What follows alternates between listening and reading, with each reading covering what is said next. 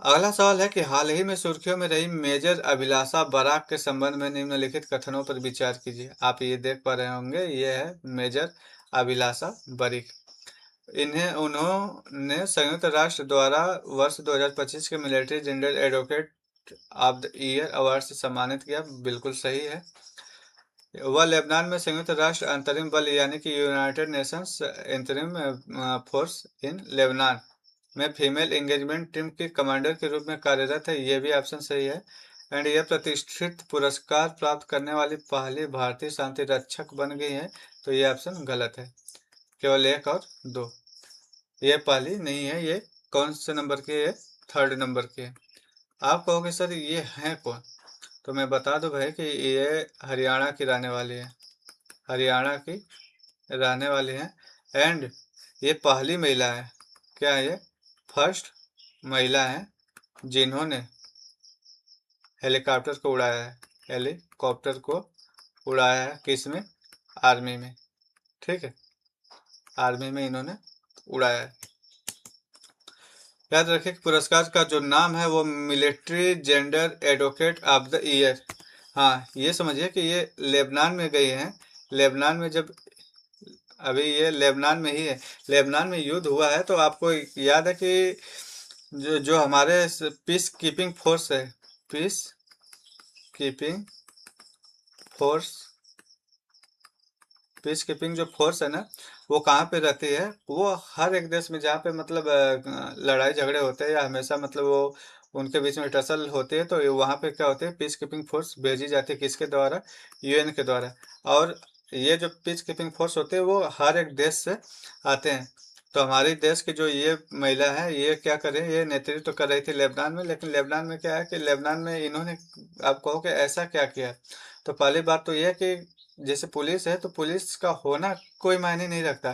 Police जब तक जा करके लोगों के साथ वार्तालाप नहीं करेगी, जब तक उनके परेशानियों को नहीं समझेगी, तब तक तो वो डरते रहेंगे ना।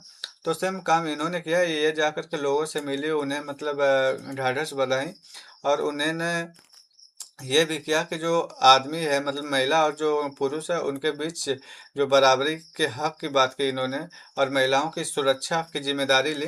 तो इस वजह से जो लोग थे इन्हें काफ़ी पसंद किए और इनके काम की सराहना भी की।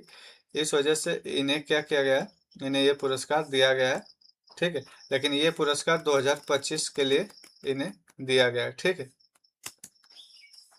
देख लेते हैं। हाँ, ये 2025 के लिए जो नया, अगर हम बात करें तो ये जो शांति रक्षक की बात करें, तो सबसे पहले जो मेजर सुमन है, इनको 2019 में दिया गया था, और मेजर राधिका सेन है, इनको 2024 में दिया गया था। 2025 में आपको मालूम है कि ये बराक जी को दिया जा रहा है।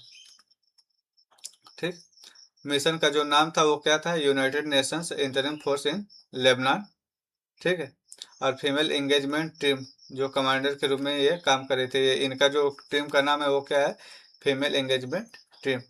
अगर हम बात करते हैं कि हम जो संयुक्त राष्ट्र है उसकी स्थापना कब हुई थी, तो स्थापना 24 अक्टूबर 1945 को हुई थी। न्यूयॉर्क में इसका हेडक्वार्टर है। कुल जो सदस्य है वो 193। नवीनतम जो सदस्य है वो दक्षिण सूडान है। और भारत जो है इसका संस्थापक सदस्य रहा है। यहाँ पे 6 आधिकारिक भाषाएं बोली जाती है: अरबी, चीनी, अंग्रेजी, फ्रेंच, रूसी एंड स्पेनिश। याद रखेगा कि इसमें टोटल 15, यानी कि 10+5, 10 जो है वो अस्थायी सदस्य रहते हैं, एंड 5 जो रहते हैं अस्थायी सदस्य। अस्थायी सदस्य में वो सदस्य रहते हैं जिन्होंने इसका निर्माण किया था। कौन?